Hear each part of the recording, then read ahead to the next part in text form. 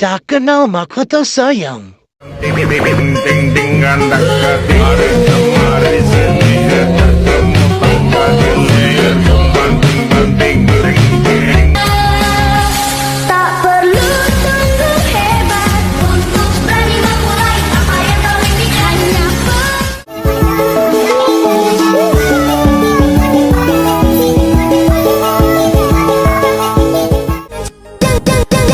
jangan cintai aku lagi, jangan sayangi aku lagi, kisah cinta kita berakhir. Assalamualaikum warahmatullahi wabarakatuh. Baik yang terhormat kepada dosen pengampu mata kuliah Ulumul Quran, yakni Bapak Samsul Aryadi MA, dan kepada teman-teman yang saya cintai. Pada video kali ini, materi yang akan kita bahas yaitu mengenai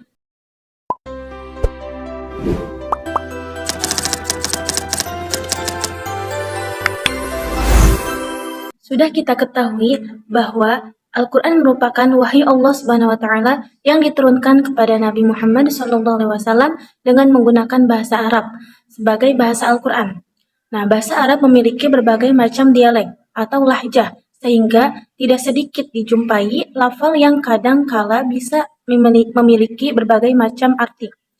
Nah, dalam Al-Quran banyak dijumpai istilah yang biasa dipakai untuk menunjukkan makna tertentu, seperti lafal am dan khos, mutlak dan muqayyad, dan lain sebagainya. Di sini saya sebagai moderator sekaligus presentator pertama yang akan menjelaskan tentang definisi am. Oke, materi yang pertama yaitu tentang definisi atau pengertian dari lafal am yang akan disampaikan oleh saya sendiri. Lafal am secara bahasa atau secara etimologi itu artinya adalah umum. Nah, sedangkan secara istilah atau terminologi, suatu lafaz bisa dikatakan am apabila kandungan maknanya tidak memberikan batasan pada jumlah yang tertentu. Jadi, am adalah lafaz yang mencakup segala sesuatu yang dikandung wadahnya tanpa kecuali. Dengan pernyataan lain, bahwa am merupakan lafaz yang masih mempunyai arti yang luas, sehingga dalam memberikan arti itu harus sesuai dengan pernyataan atau kebutuhan kalimat yang ada. Karena pada lafaz am, maksud yang terkandung itu tidak mesti harus sesuai dengan arti bahasanya.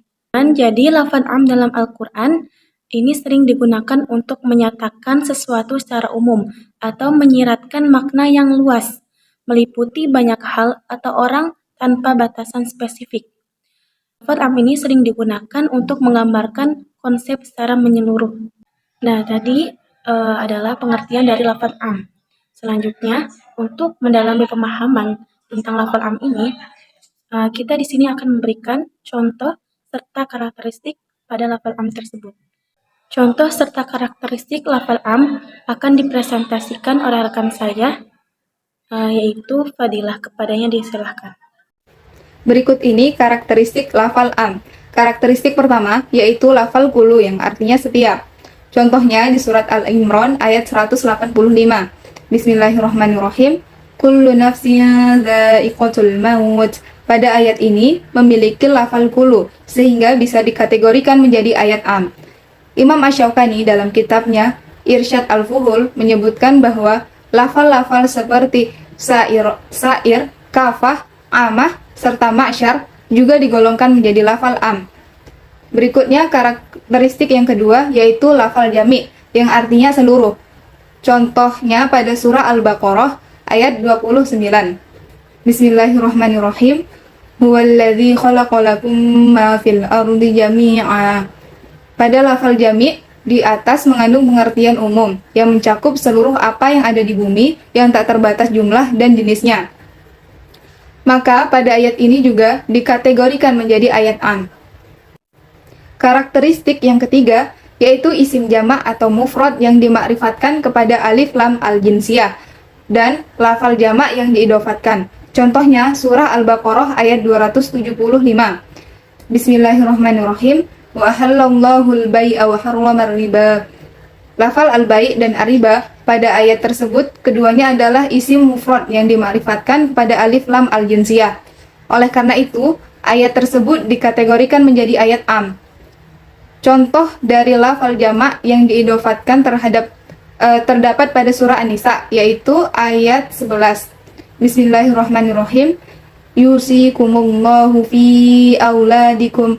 Lafal aulad dalam ayat tersebut adalah jamak nakirah, tetapi diidofatkan atau digandeng dengan lafal kum, maka menjadi isim ma'rifat. Maka dari itu, jika isim jamak yang diidofatkan menunjukkan pengertian umum atau am. Karakteristik berikutnya yaitu isim mausul. Contohnya pada surah An-Nur ayat 4. Bismillahirrahmanirrahim. Walladzina yarmunal muhsanat. Isim mausulnya yaitu alladzina. Maka ayat ini dikategorikan menjadi ayat am. Berikutnya, karakteristik yang kelima yaitu isim syarat. Contohnya pada surah Al-Baqarah ayat 245. Bismillahirrahmanirrahim. Madzalladzi yuqridullaha qardan hasana. Isim syarat pada ayat tersebut berupa man. Karakteristik terakhir berupa isim nakirah yang dinafikan. Contohnya, la dororo wa la diror. Lafal diror adalah isim nakirah. Akan tetapi karena lafal tersebut adalah susunan nafi yang didahului dengan lafal la, maka pengertian kalimat di atas adalah umum, yaitu mencakup segala pengertian mudorot. Kemudian pembagian lafaz am. Lafaz am apabila dilihat dari segi penggunaannya dapat dikategorikan menjadi 3 macam, yaitu yang pertama, lafaz am yang tetap pada keumumannya, yaitu am yang disertai qarinah yang tidak memungkinkan untuk ditahsis. Contohnya seperti yang umum pada surah Hud ayat 6. Bismillahirrahmanirrahim. Wa ma min dabbatin fil ardi illa 'alallahi rizquha. Dan firman Allah pada surat Al-Anbiya ayat 30. Bismillahirrahmanirrahim. Wa ja'alna minal ma'i kulla syai'in hayy. Pada setiap ayat tersebut terdapat ketentuan sunnah ilahiyah yang bersifat umum, tidak ada penghususan dan penukaran. Lafaz yang umum pada 2 ayat tersebut adalah qat'i dalalahnya terhadap keumuman dan tidak mengandung kemungkinan sebagai sesuatu yang khusus. Kedua, lafaz am tetapi maksudnya khusus, yaitu am yang disertai qarinah yang menghilangkan arti umumnya dan menjelaskan bahwa yang dimaksud dengan am itu adalah sebagian dari satuannya. Contohnya pada surah Al-Imran ayat 97. Bismillahirrahmanirrahim. Walillahi 'alan nasi hijjul bait.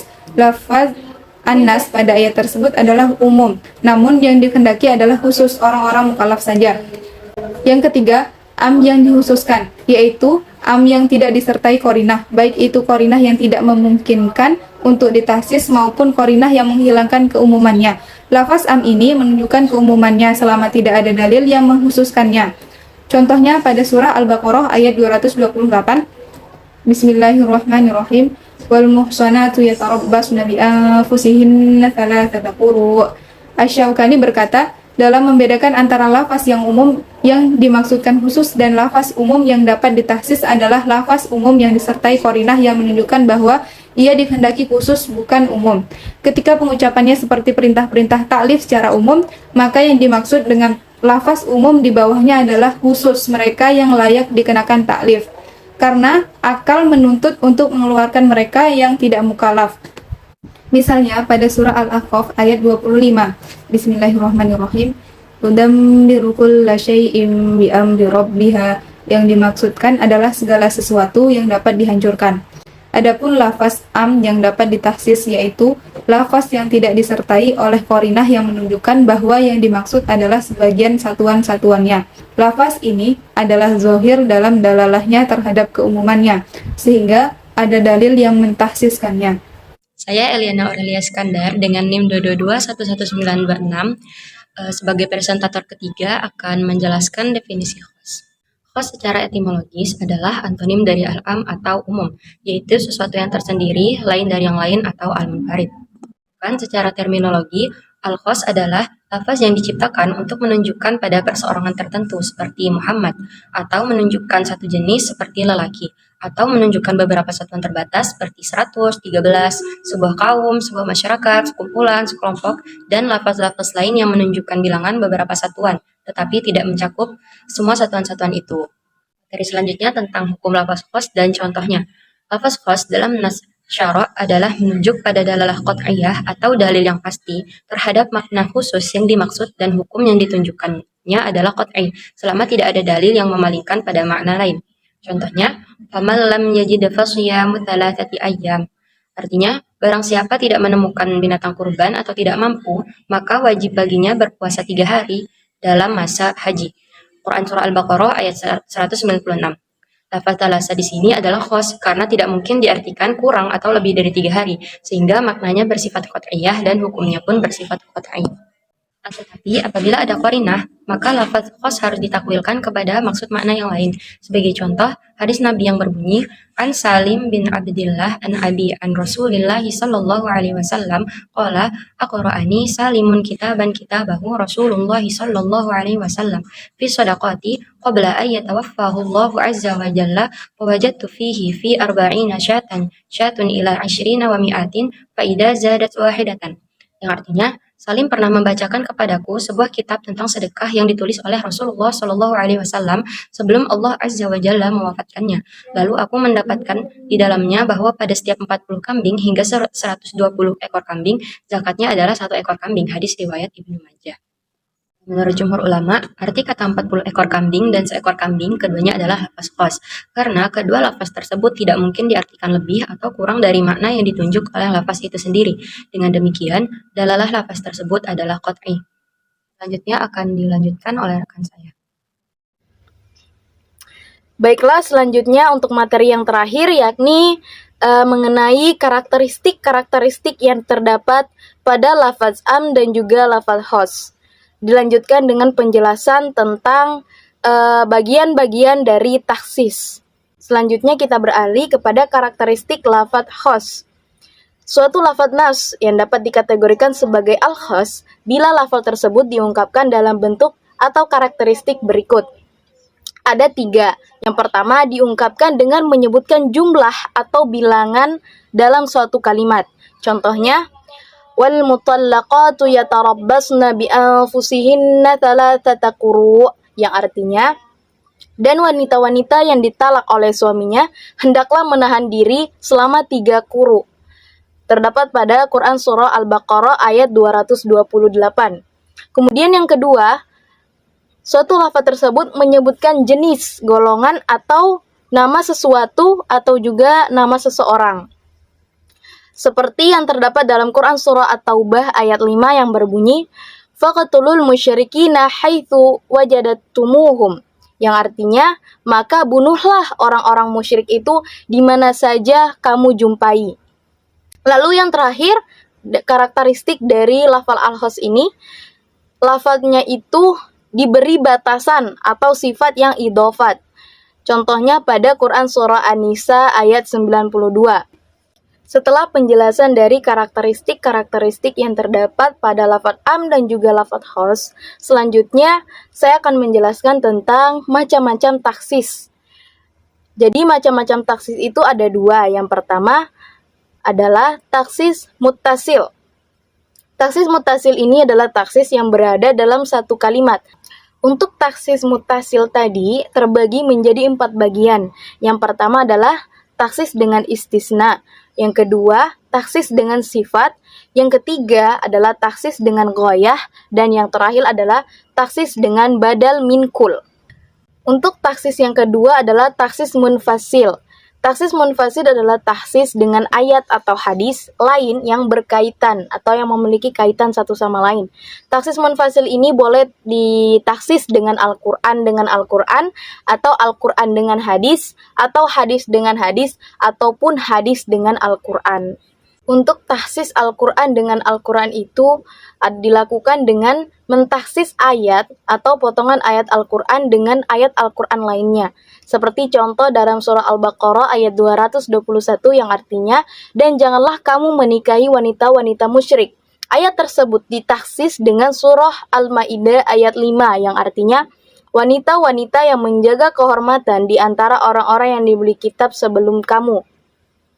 Ayat Al-Baqarah yang melarang menikah dengan wanita musyrik hanya ditujukan kepada selain ahlul kitab seperti Yahudi dan Nasrani, karena sudah ditaksis dengan ayat lain, yaitu dalam surah Al-Ma'idah ayat 5. yang memperbolehkan menikahi ahlul kitab. Selanjutnya adalah mentahsis Al-Quran dengan hadis. Contohnya seperti surah Al-Maidah ayat 38 yang artinya, laki-laki yang mencuri dan perempuan yang mencuri, potonglah tangan keduanya. Ayat tersebut ditaksis dengan hadis Rasulullah SAW yang berbunyi, tidak ada hukuman potong tangan di dalam pencurian yang nilai barang yang dicurinya kurang dari 1/4 dinar. Terus yang ketiga, taksis hadis dengan Al-Quran. Contohnya, dalam hadis riwayat Bukhari dan Muslim yang berbunyi, Allah tidak menerima sholat seseorang dari kamu bila ia berhadas sampai ia berwudu. Hadis tersebut ditaksis dengan surah dalam Al-Quran, yaitu pada surah Al-Maidah ayat 6, yang artinya, jika kamu sakit atau dalam perjalanan atau kembali dari tempat buang air atau menyentuh perempuan lalu kamu tidak memperoleh air, maka bertayamumlah dengan tanah yang bersih. Sapulah tanganmu dan juga mukamu dengan tanah tersebut. Selanjutnya adalah yang terakhir, yaitu taksis hadis dengan hadis. Contohnya seperti pada hadis riwayat Bukhari Muslim yang berbunyi, pada tanaman yang disirami oleh air hujan, zakatnya 1/10. Hadis tersebut ditaksis dengan hadis lain berikut ini, yaitu pada riwayat hadis Bukhari Muslim yang berbunyi, tidak wajib zakat pada tanaman yang kurang dari 5 watsak atau 1000 kilogram. Baik, demikian penjelasan dari saya mengenai karakteristik-karakteristik yang terdapat pada lafaz am dan juga pada lafaz khos, serta pembagian-pembagian taksis yang terdapat dalam Al-Quran. Saya wassalamualaikum bro.